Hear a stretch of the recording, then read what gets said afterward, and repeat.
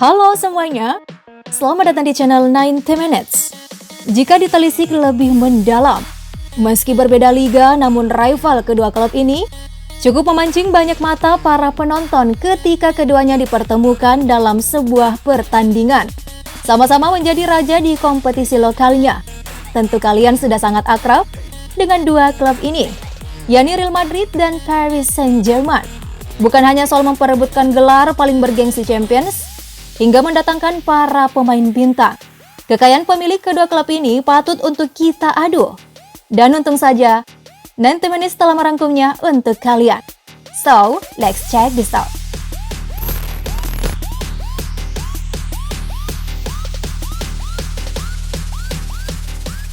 Sumber pendapatan.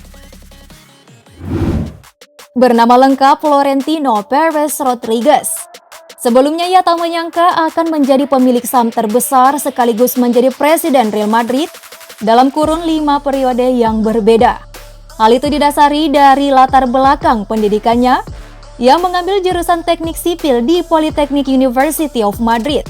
Saat lulus kuliah, Perez mengawali karir dengan bekerja di instansi pemerintahan. Saat itu ia hanya memegang jabatan administratif kecil, bahkan dapat dikatakan sangat bergengsi rendah dibandingkan posisinya saat ini. Dulu ia hanya bertugas menjadi pengawas proyek-proyek pembangunan jalanan Madrid. Merasa kurang puas, ia memutuskan untuk terjun ke dunia politik. Sayang karirnya tak mampu bertahan lama lantaran dirinya harus menelan kekalahan pada pemilu 1986 di Spanyol. Lantaran kecewa, Perez akhirnya banting setir menjadi seorang pebisnis pada dekade 1990-an. Setelah beberapa waktu mulai adaptasi, ia bersama rekannya memulai langkah pertama dengan membeli perusahaan konstruksi kecil bernama Padros yang saat itu hampir bangkrut. Di tangannya, Padros menjadi sumber keuntungan dan jadi cikal bakal kesuksesannya di masa kini. Bahkan menjelang abad 21, Perez menjadi salah satu tokoh kunci dalam perekonomian Spanyol setelah membesarkan Padros pada 1993. Saat itu pula ia mendirikan ACS atau Actividades de Construcción y Servicios, salah satu perusahaan bidang konstruksi terbesar di dunia, yang dimana laba bersih yang berhasil didapatkan perusahaan itu sebesar 12 triliun rupiah. Setelah menjadi pemain besar di kancah bisnis infrastruktur internasional, Perez semakin ingin melebarkan sayapnya dengan memasuki dunia sepak bola. Hingga pada akhirnya ia mampu menduduki jabatan presiden Real Madrid saat ini. Wah, gigi juga Pak Perez ya guys. Selanjutnya kisah Nasser Al-Khelaifi tak kalah juga loh dari si opa asal Spanyol itu. Meski tumbuh berkembang di lingkungan pesisir yang dimana sang ayah hanyalah seorang nelayan, tapi tekad yang dimiliki pemuda asal Qatar satu ini sangat patut untuk kita acungi jempol. Berawal dari sebuah keberuntungan yang menghampiri dirinya saat masih menempuh pendidikan di salah satu perguruan tinggi di negaranya. Disitulah ia mulai bertemu dengan Emir Qatar, Sheikh Tamim, yang sangat berjasa dalam perjalanan karirnya. Nasser Al-Khelaifi kemudian dipercaya selama 30 tahun dalam beberapa pekerjaan penting di perusahaan Qatar Investment Authority. Kerja kerasnya kian terbayarkan ketika berhasil mendapat jabatan sebagai Presiden Federasi Tenis Qatar pada tahun 2008. Selanjutnya ia pun kembali dipercaya sebagai Wakil Presiden Federasi Tenis Asia. 3 tahun selanjutnya dirinya mengalami perkembangan pesat dalam karirnya. Nasser Al-Khelaifi menjadi Ketua Qatar Sport Investment, anak perusahaan Qatar Investment Authority yang kemudian mengakuisisi Paris Saint-Germain.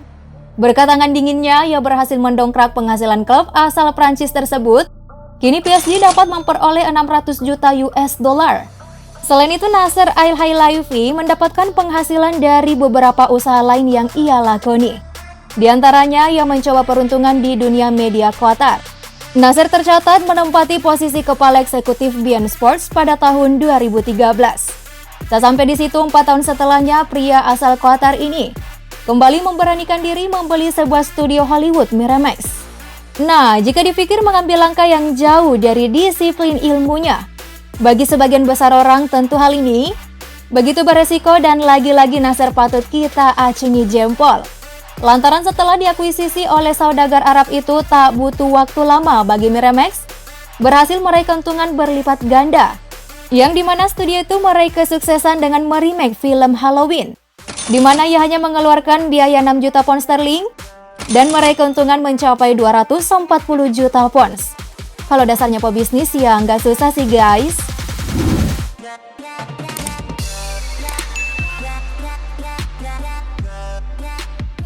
Kekayaan bersih. Dilansir dari situs bola.com dikabarkan jika Nasser Al-Khelaifi saat ini turun peringkat menjadi urutan ke-7 daftar pemilik terkaya. Tercatat Typhoon Arab itu memiliki kekayaan bersih sebesar 132 triliun rupiah. Sedangkan Florentino Perez sendiri memiliki harta kekayaan bersih senilai 1,6 miliar atau setara dengan 28 triliun rupiah. Meski kalah jauh dari segi kekayaan bersih, namun soal pendapatan klub hingga saat ini, Los Blancos masih menduduki peringkat ke-1 pendapatan klub selama masa pandemi senilai 11 triliun rupiah.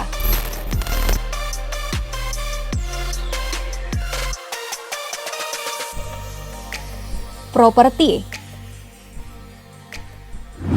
Untuk persoalan aset sendiri, pebisnis kawakan berkebangsaan Spanyol ini juga tak kalah loh guys. Florentino Perez memiliki beberapa gedung pencakar langit, yang dimana kantor pusat perusahaannya berdiri seperti bangunan ACS yang terletak di Madrid. Dan juga ada kantor milik Dragados, perusahaan besutan lainnya yang ia jalankan. Tak sampai di situ, ia pun memiliki sebuah gedung opera yang terletak di kota Valencia. Sebagai kalangan orang kaya dunia, memiliki yacht atau kapal pesiar pribadi biasanya menjadi sesuatu yang harus dimiliki. Begitu pula Nasser Al-Khelaifi selaku pemilik klub sepak bola PSG memiliki kapal pesiar sangat mewah dari jenis mega yacht. Tentunya, untuk memiliki barang ini saja kita harus merogoh kocek yang amat dalam.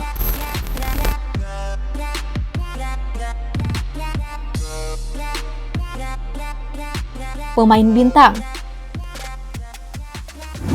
Los Blancos sudah lama dikenal sebagai klub yang sering menghamburkan sejumlah uangnya untuk mendatangkan pemain dengan label bintang. Proyek itu pun bernama Los Galacticos yang dimana sudah ada 3 jilid. Yang pertama yakni ada nama Zinedine Zidane, David Beckham, hingga Raul Gonzalez. Berlanjut di seri keduanya ada nama paling anyar, yakni Cristiano Ronaldo, yang mampu memecahkan rekor transfer dunia saat itu. Menyusul ada pula Ricardo Kakak hingga kemudian Gareth Bale. Dan yang terakhir dikabarkan untuk membangun Los Galacticos jilid 3, Real Madrid rela mengucurkan dana sebesar 13,6 triliun rupiah. Wah, udah gila dari dulu ya si Opa Perez soal mendatangkan pemain. Rupanya apa yang ditrenkan Real Madrid juga menular ke PSG dengan mendatangkan beberapa pemain bintang yang harga transfernya terkadang tak masuk akal bagi beberapa klub. Untuk PSG sendiri, tercatat mendatangkan Neymar yang dari Barcelona dengan mahar 3,4 triliun di tahun 2017.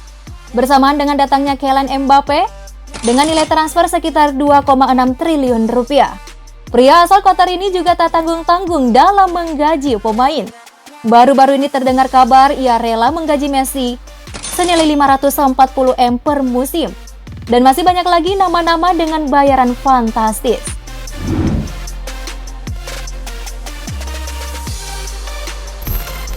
Itulah tadi kekayaan yang dimiliki oleh pemilik 2 klub yang kini cukup mendominasi di Eropa. Heads, jangan lupa laga antara 2 klub tadi saat berlaga. Dan silakan juga nih sampaikan pendapat kalian tentang 2 pemilik klub papan atas tadi. Aku tunggu pendapatmu di kolom komentar. See you next time and have a nice day.